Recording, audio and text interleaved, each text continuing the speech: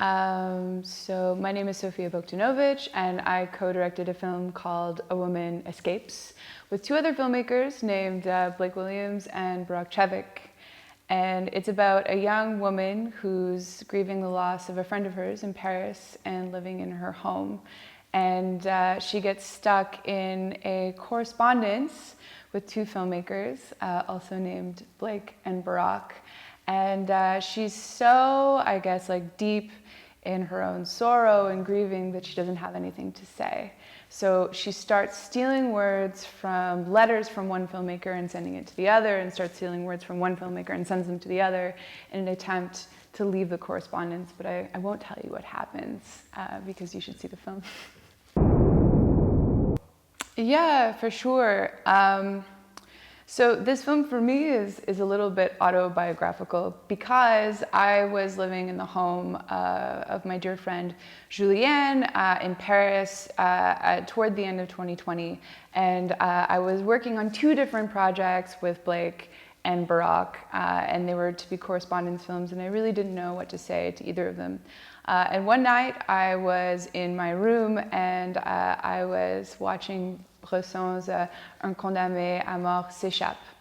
And for whatever reason, the words, I guess, that the protagonist was speaking in the film, in the narration, I felt, for me, they kind of like came alive. And those words were exactly how I felt about the situation that I was in.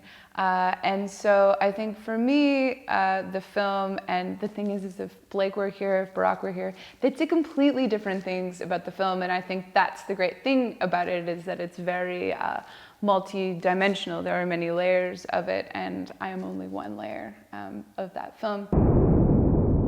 The first edit of the film started with me because I shot the film in Paris, and that's like where it was like processed and digitized. And then Blake and Barak were sending me their video letters. So I did like the first edit of the film, and we screened it in a shortcut lab called Catapulta.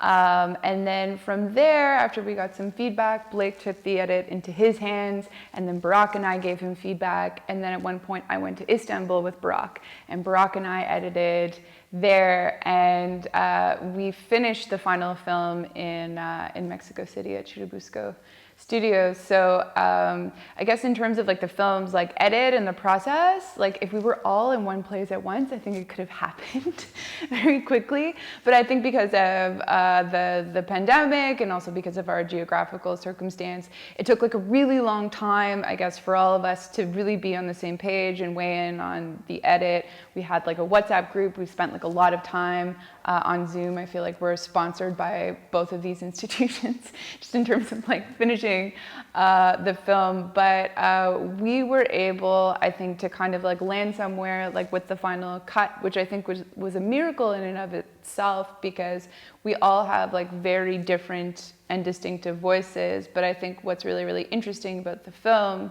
is that we really strived, I guess, to kind of like connect with one another, invest in each other's interests, but also, I guess, like find the voice of the film, which I think is quite unique.